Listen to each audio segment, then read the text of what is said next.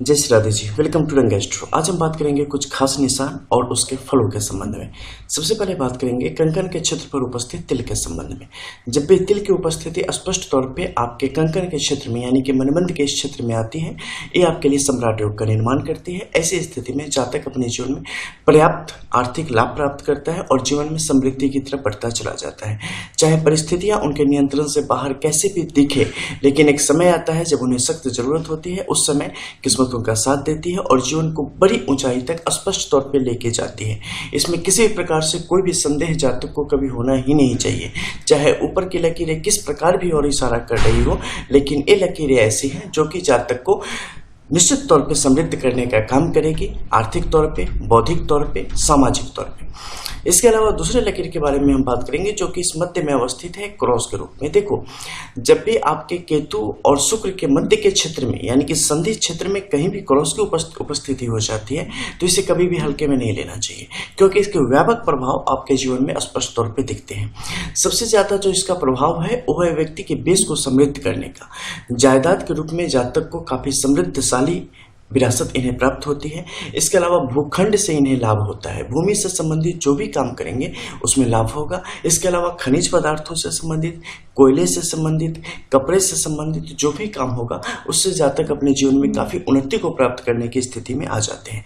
इसके अलावा chemical related भी अगर जातक काम करते हैं उसमें भी जातक को फायदा होता है। इसके अलावा अगर स्पीकर का काम करते हैं, मोटिवेशनल स्पीकर का काम करते हैं या ज्ञान संबंधित कोई काम करते हैं, उसमें भी केतु के माध्यम से यहाँ पर जातक के लिए फायदे की स्थिति बनती चली जाती है। ऐसे लोग अगर किसी को कोई वचन बोलेंगे, कुछ कहेंगे तो वो उस पर पड़ेगा, वो उसको लगेगा, ऐसा निश्चित माना जाता है। इसके अलावा केतु की स्थिति यहाँ पर अगर अच्छी होती है तो ऐसी स्थिति में जातक के लिए कुल वृद्धि के भी संपूर्ण योगों का निर्माण स्पष्ट तौर पे होता चला जाता है। इसके अलावा हम कई दफे बात करते हैं मंगल की रेखाओं के संबंध में। देखो, मंगल की रेखा जितनी स्पष्ट, गहरी और अखंडित स्थिति में आपकी हथेली में होगी, ये जातक के लिए उतने सुनहरे योगों का निर्माण करती है। लेकिन कई दफे आप देखेंगे कि इनकी स्थिति आपकी हथेली में बिल्कुल भी अच्छी नहीं है, कई जगह टूटी फूटी है, कई जगह है ही नहीं, तो उसके भी उसी प्रकार से प्रभाव आपके जीवन में पड़ते हैं। जैसे अगर टूटी फूटी अवस्था में इस प्रकार से रहेगी तो इस जातक को आशावादी बना के रखेगी। विभिन्न प्रकार की समस्या आपके जीवन की तरफ औरों के कारण आएंगे, लेकिन उन सबसे निकलते हुए आप जीवन को सही दिशा में आगे की तरफ लेते चले जाएंगे। इसमें जो सबसे बड़ी खासियत होती है कि आपका मनोबल कभी भी कम नहीं होता, आप हिम्मत कभी भी नहीं हारते और आगे की तरफ बढ़ते चले जाते हैं। आपकी ऊर्जा कभी भी कम नहीं होती, आपके अंदर की जो ताकत है वो कभी भी कम नहीं होती और आपको जीवन की समस्त खुशियां देने का ये काम करती है और आगे की तरफ बढ़ा के ले जाने का काम करती है। जब भी ये स्थिति आएगी, व्यक्ति स्वास्थ्य के मामले में यहाँ पर समृद्ध रहने की स्थिति में रहेगा। स्वास्थ्य पर हालांकि ध्यान हल्का रखना चाहिए, क्योंकि बीमारी होगी तो बड़ी होगी, नहीं तो कुछ नहीं होगी, ठीक है। औरों के बहुत ज्यादा आप काम आएंगे, औरों को आपसे बहुत ज्यादा लाभ की स्थिति स्पष्ट तौर पे बनेगी। इसके अलावा रक्षा क्षेत्र से संबंधित अगर कोई काम करते हैं तो उसमें जातक के लिए यहाँ पर फायदे की स्पष्ट तौर पे स्थिति बनती है। इसके अलावा रेलवे से संबंधित काम में भी जातक के लिए शुभ योगों का निर्माण होता है। अब हम बात करेंगे नीचे के क्षेत्र से आ रहे एक बड़े मत्स्य चिन्ह के विषय में, जो कि स्पष्ट तौर पे आपको इस हथेली पे यहाँ पर दिख रही होगी, जो कि यहाँ से कॉर्नर ले रही है, आगे जाके एक बड़े पूंछ के रूप में यहाँ पर तब्दील हो रही है और नीचे से आके यहाँ पर एक स्पष्ट तौर पे मत्स्य चिन्ह का निर्माण कर रही है। एक बड़ा मत्स्य चिन्ह स्पष्ट शुभ योग का निर्माण करता है। ऐसी स्थिति में जातक के अपने जीवन में, और खासकर इनका देखेंगे तो मुख शुक्र के इस क्षेत्र की तरफ है, यानी कि जातक को अपने पैतृक संपत्ति से, जहां जातक का जन्म हुआ है उसी क्षेत्र से, वहीं से जातक के लिए लाभ के योग बनेंगे। जातक की स्त्री भी जातक के लिए सौभाग्यशाली होगी। जातक की जो पुरखों की जमीन जायदाद है वही उनके लिए अच्छा कार्य करने वाली होगी। जातक को कभी भी अपने पुरखों के बनाए हुए घर को छोड़ के और कहीं नहीं रहना चाहिए। जातक को आज जन्म अपना घर निर्माण नहीं करना चाहिए। जातक अगर घर निर्माण करेंगे तो उन्हें वहां पर घाटा होगा। जातक को अपने पुरखों की बनाई हुई जमीन जायदाद से ही कुछ उत्पन्न करके उसमें प्राप्त करना चाहिए, खाना चाहिए, रहना चाहिए। ऐसी स्थिति हमेशा बरतनी चाहिए। जैसे ही जातक के संतान की आयु 12 वर्ष से ऊपर होती है, उसके बाद जातक अपने लिए अगर खुद के पैसों से कोई भूखंड खरीदे, कोई घर बनावे, तो वहां पर लाभ की स्थिति होगी। उससे पहले तक करने से जातक के लिए ये लगातार घाटे की स्थिति को पैदा करने का काम करेगी। लेकिन अगर उससे पहले अगर ऐसा कोई काम नहीं करते हैं तो लगातार मिलने वाली उपलब्धियां इनसे जुड़ती रहेंगी और इनके लिए बेहतर परिस्थितियों का आगमन कराती रहेगी।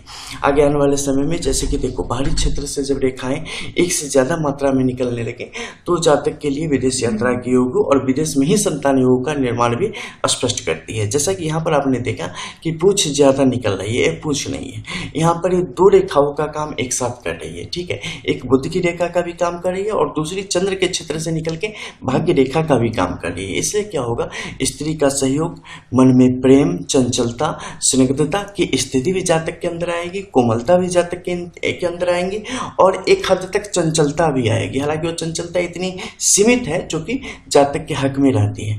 अब यहाँ पर बुध की जो रेखा है, इससे क्या होगा, इससे एक व्यापक और सहज बुद्धि विकसित होगी व्यवसाय के प्रति और चीजों को समझने के प्रति।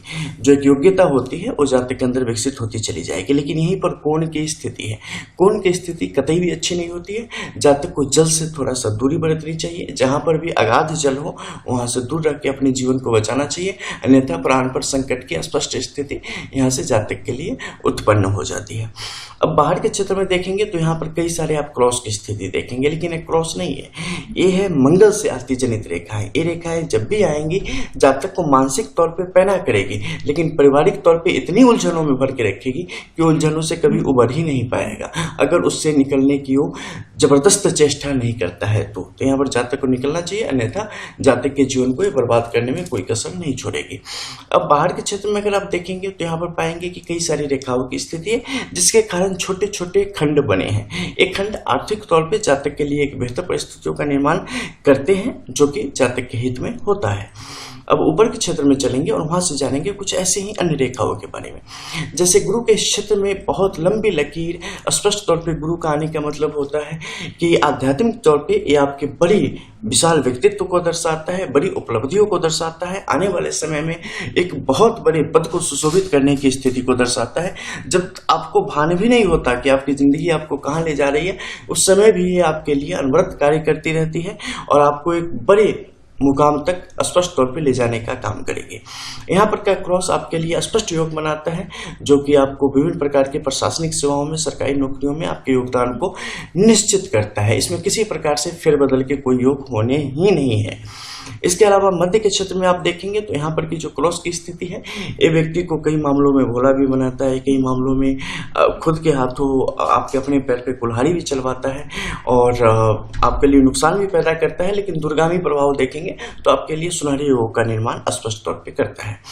इसके अलावा मध्य के क्षेत्र में जो यहाँ पर क्रॉस है पूर्ण रूप से विकसित नहीं है। जब भी पूर्ण रूप से विकसित नहीं होता है क्रॉस, उस समय क्या होता है कि आप कोई भी काम शुरू करोगे, सब अच्छे विचारों से करोगे, अच्छे मन से करोगे, लेकिन आगे जाके उसका रिजल्ट उस तरीके से आपके हाथ में नहीं आएगा, जो फायदा दिखना चाहिए वो नहीं दिखेगा और कोई टेक ओवर कर लेगा या कोई और उन चीजों को लेके आगे बढ़ जाएगा, आप फिर कहीं और निकल जाओगे ढूंढने कुछ और।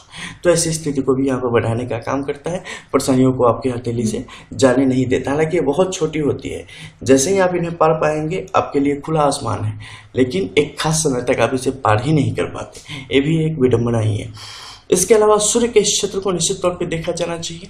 यहाँ की जो रंगत है, ये रंगत कतई भी उचित नहीं है। ऐसी रंगत होने से आपके लिए परिस्थितियाँ हमेशा कुछ न कुछ कारणवश मुश्किल परिस्थितियों को ही दर्शाने का काम करती है खास उम्र तक। जैसे उससे बाहर आप निकलेंगे आपके लिए परेशानियां खत्म हो जाएंगी। हालांकि ये कुछ कला भी प्रदान करती है और आपके अंदर कुछ विशेष प्रकार के कलाकार को भी जन्म देती है, जिस कारण आप अपने आप को बहुत सारे अन्य कार्यमूर्तिकार, लेखक वगैरह के रूप में आप अपने आप को आगे बढ़ा सकते हैं। तो ये सब कुछ लकीरें थी और उनके फलों के विषय में आपने जाना।